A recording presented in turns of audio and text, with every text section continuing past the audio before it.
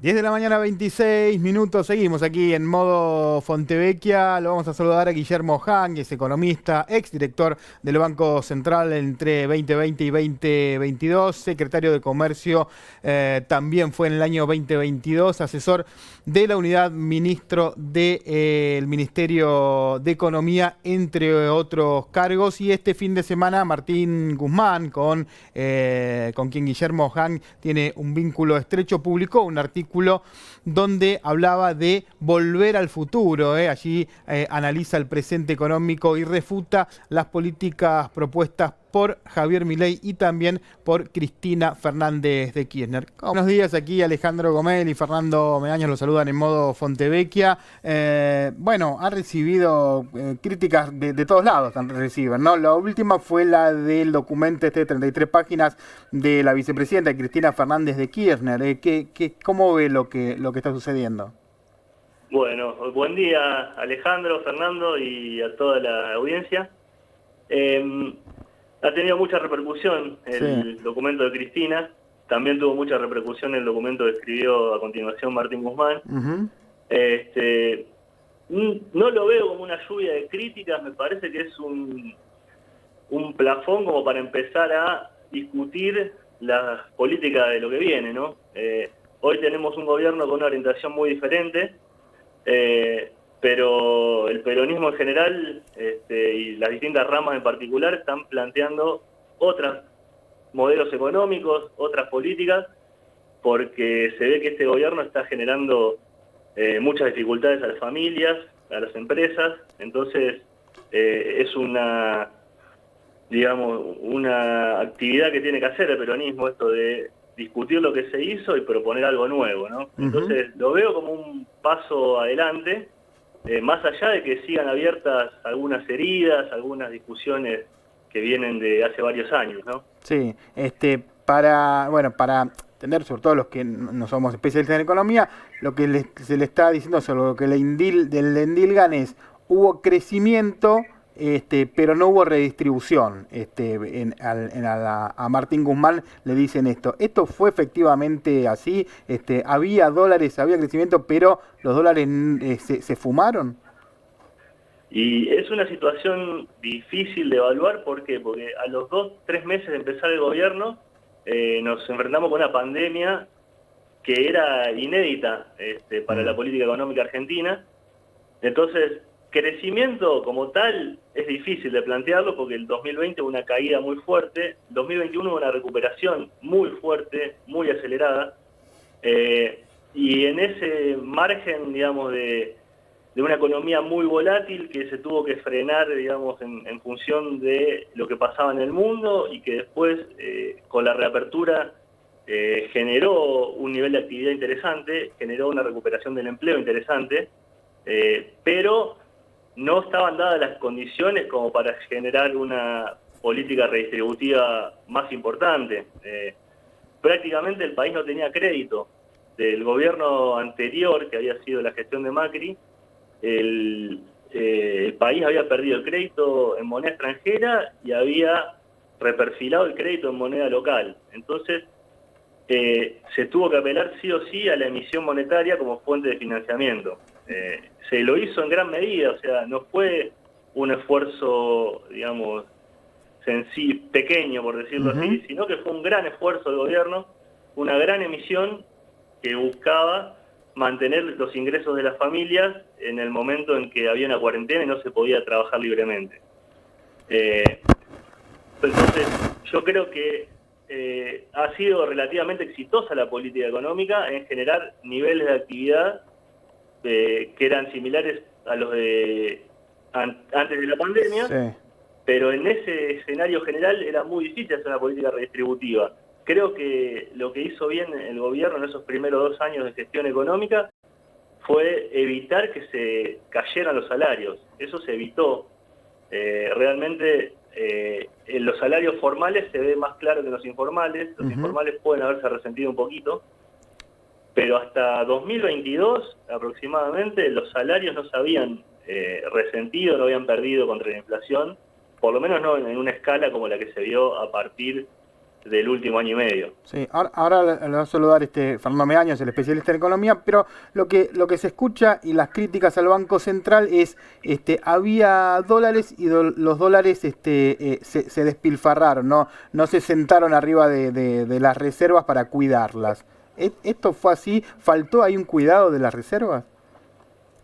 Mira, yo creo que la primera parte, había dólares, es bastante correcto plantearlo así, en el sentido de que se generó un superávit comercial elevado en términos históricos, en parte porque se cayeron las importaciones por la pandemia y se mantuvieron las exportaciones en buenos niveles. Si después se despilfarraron esos dólares, yo no lo plantearía así. Sí plantearía que el Estado argentino, el Banco Central, necesitaba acumular reservas, sí o sí, para darle estabilidad al tipo de cambio y así generar un escenario de mayor tranquilidad para la política monetaria, para poder evitar que siga subiendo la inflación, básicamente. Guillermo... esos dólares se utilizaron en reducir las deudas financieras que habían tomado las empresas, que habían ingresado esos dólares al país. Entonces, las empresas tenían que hacer frente a el pago de deudas financieras con el exterior, y se hizo con reserva del Banco Central. Yo no creería que es un desperdicio de recursos. Lo que sí marcamos es que se les vendió a las empresas esos dólares a una cotización más baja, digamos, de lo que podría haber sido en una situación de un desdoblamiento cambiario o en una situación donde se hubiera liberado, digamos, el tipo de cambio, ¿no? Entonces, probablemente esos dólares hubieran tenido una repercusión más positiva estando en las reservas del Banco Central y generando una estrategia que impulsara a las empresas a renegociar las deudas y a no pagarlas y desendeudarse. Guillermo, buen día. Fernando Meaños lo saluda. Usted ha sido secretario de Comercio y ha sido director del Banco Central. ¿Quién tiene a su juicio la responsabilidad primaria por que el país tenga una política antiinflacionaria? ¿El Ministerio de Economía, concretamente la Secretaría de Comercio, o el Banco Central? Hola, Fernando. Mirá, yo creo que hay una responsabilidad compartida entre el Ministerio de Economía y el Banco Central.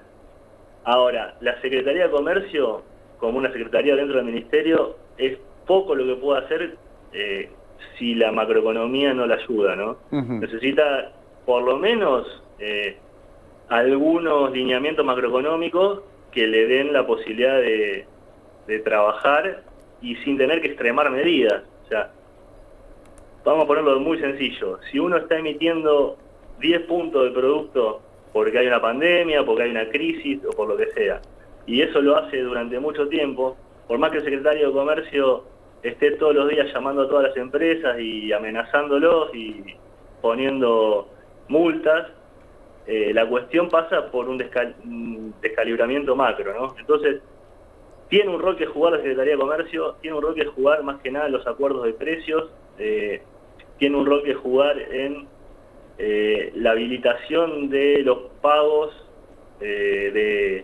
más que nada en la habilitación de las importaciones.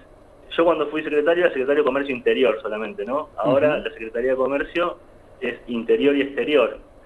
Entonces, hay una política de jugar, hay temas por tratar en la Secretaría de Comercio, pero macroeconómicamente hay que tratarlo el tema de la inflación, y ahí el principal responsable sería el Banco Central en los términos formales, y el Ministerio de Economía en la práctica es un poco el que comanda toda la política económica. Ahora bien, esa emisión de la que usted hablaba, básicamente también tenía que ver para sostener un esquema de subsidios que a todas luces estaba agotado. El propio ministro Martín Guzmán, cuando ocupaba ese cargo, dijo que la Argentina tenía un esquema, un sesgo pro ricos, es decir, la Argentina le pagaba los subsidios a aquellos que más tenían. Digo, en eso, ¿ustedes no lo ven hoy ahí con cierta perspectiva, con cierta distancia, no lo ven como un déficit de la gestión de Guzmán, digamos, no haber acelerado la reducción de los subsidios para los sectores de mayores ingresos? Eso es una política que Guzmán y el Ministerio en general impulsaron fuertemente y tuvieron la restricción política de que una parte importante de la coalición no estaba de acuerdo y no se dejó avanzar en ese sentido. Y, digamos, profundizar esa discusión hubiera sido más inestabilidad en la alianza gobernante, que igualmente después terminó peleándose, ¿no? Pero por un lado se planteó desde bien iniciado el gobierno que había que reducir los subsidios especialmente a la energía y especialmente a los sectores más acomodados. Pero una parte de la coalición no estaba de acuerdo con esa visión y veía que el tema de los subsidios tenía como beneficio, por ejemplo, impulsar la actividad económica, reducir la pobreza en algunos segmentos de la población.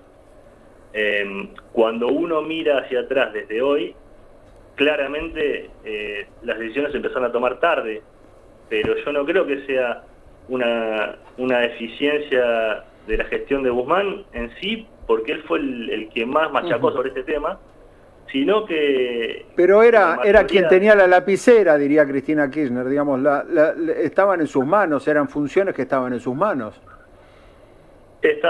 Sí, digamos, durante un tiempo sí. Recordar que la primera parte del gobierno, la Secretaría de Energía no dependía del Ministerio de Economía, después sí, pero cuando pasó a depender del Ministerio de Economía no es que se le dio al ministro la libertad de definir por él mismo las cuestiones, sino que en general, como se hacía con toda la política económica, se armaba alguna mesa o había un grupo de dirigentes y de economistas que tomaban las grandes decisiones.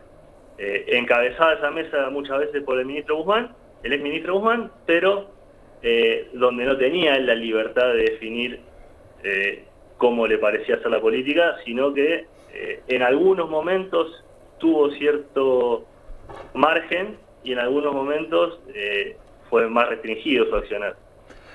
Por último, Guillermo, le quiero traer un punto del documento, casi más que un artículo, es realmente un documento, lo que publicó el otro día el exministro Guzmán, proponiendo volver a la Carta Orgánica del Banco Central del 2012, es decir, restringiendo la posibilidad de que el Banco Central emita para cubrir al Tesoro, algo que a lo largo de su gestión se ha utilizado muchísimo y mucho más allá de la pandemia, digamos, porque cuando ya la urgencia máxima de la pandemia había pasado, la economía había vuelto a crecer, se siguió emitiendo y después de que Guzmán dejó su cargo, mucho más. ¿Cómo es esto de que ahora que ya no está en el cargo, dice que habría que ser un poco más moderado e incluso ponerlo a través de una ley, como es la Carta Orgánica del Central, ser más moderado para la emisión?